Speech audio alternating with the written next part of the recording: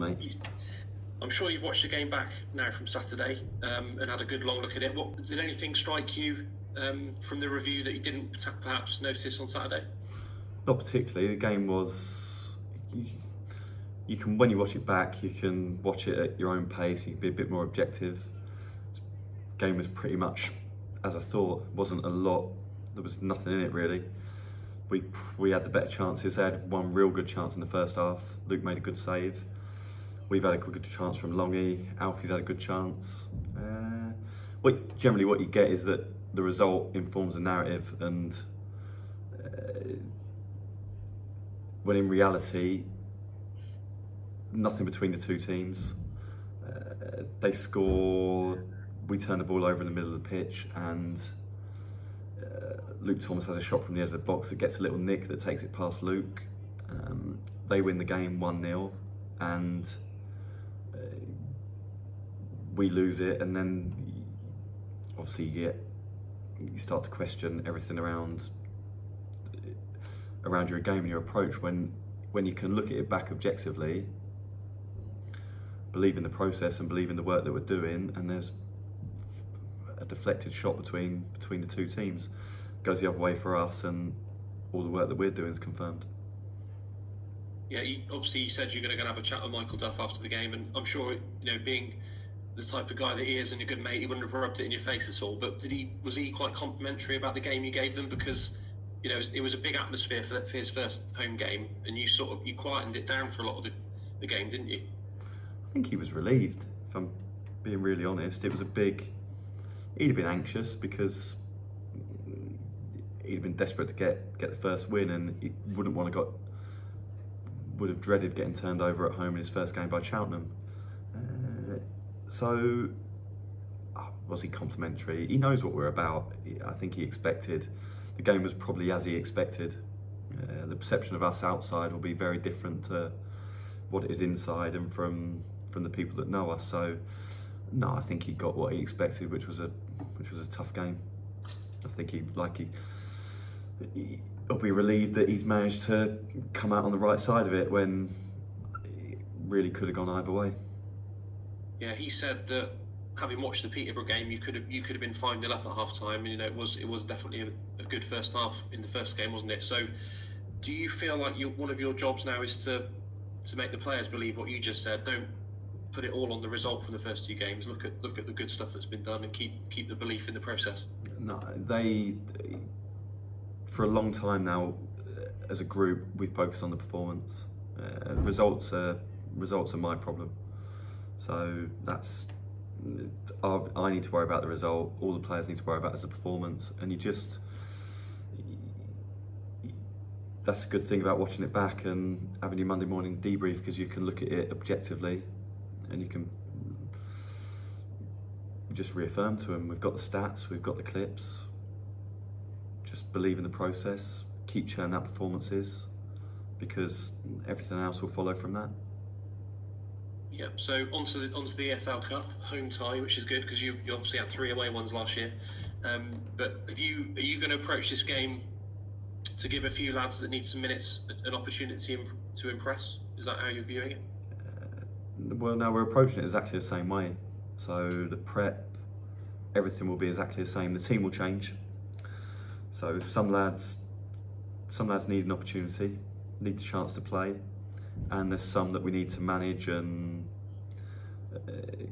take care of their minutes because they've missed the odd bit here there from pre-season. So the team will change, but the approach will be exactly the same. And did everyone come through Saturday all right? I know obviously Ben Williams, you're going to see how his back is this week, but did everyone who started Saturday and come through all right? Yep. Yeah, no, everyone's fine. There's a couple that are sore this morning, more from what they put into the game. But no, everybody's fine. Ben Williams won't be involved tomorrow, but he wants to train. We're holding him back now, so he should be fine for the weekend. Yeah, it must have been a difficult one on Saturday because I'm sure he would have been as desperate as anyone to play back at Barnsley. But did you just have to go with the physios and make the sort of non-emotional decision with him? I think he was just desperate to play anyway, regardless of Barnsley. But yeah, it was more we're being sensible with it. So we could have risked. Ben could have played Saturday,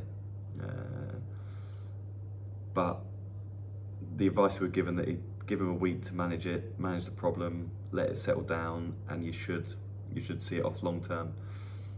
He could grit his teeth and play, but you might exacerbate the problem and prolong it for longer than was necessary. Yeah. Okay.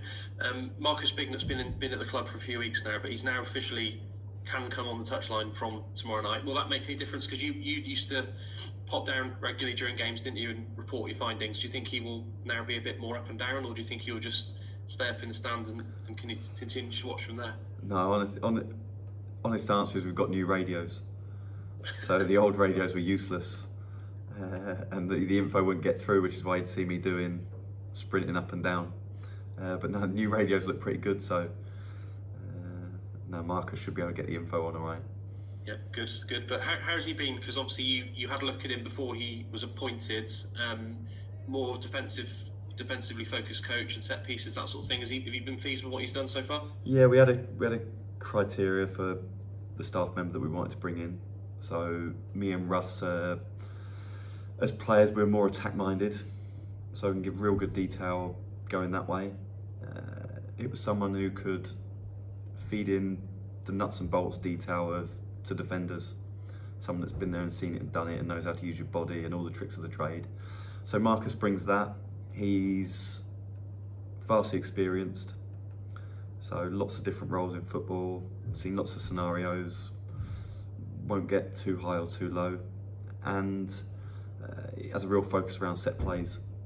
So yeah, ticked all the boxes that we were looking for from a technical point of view. And then the really good thing was that he was able to come in for a little bit, so you can see how he fits in with the group. One thing that we do have as a staff is we're a small staff, but everybody's all in.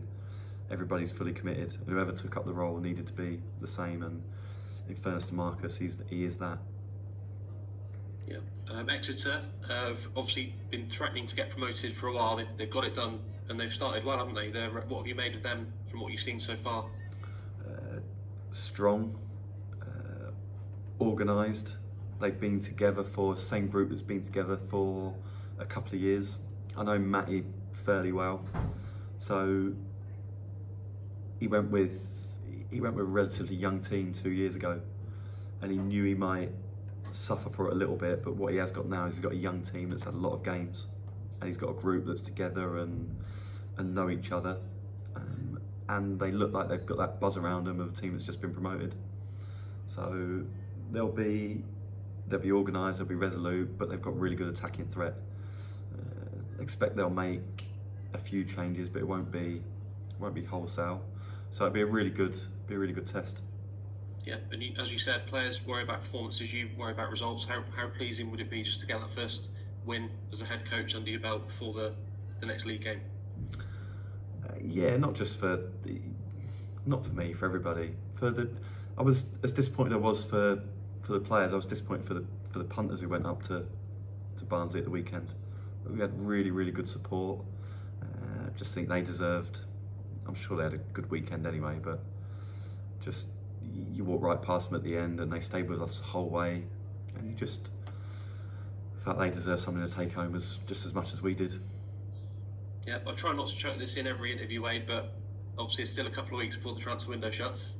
Is anything, you're pretty well covered in most positions, and I know you're not desperate to get anyone in, so you can bide your time a little bit, but is there anything close in terms of new signings? Yep. Could this new player be in for tomorrow? Possibly, John, yeah. Depends how quickly everything moves. Is there anything else you can give us at this moment in time? Can't, mate, I'm sorry. Yeah, I'm not sorry, I don't know why I said that, I'm not sorry. No, I can't. So if this new player isn't in for Exeter, are you confident of having somebody else available by Pompey? Yeah, I think so. Yeah. I think it'll be done. I think it should be done by tomorrow. Yeah, and then are you getting quite close then to where, I know you'd always want more as a head coach, but do you feel like you're getting quite close to completing your squad at that point? Yeah, I think so.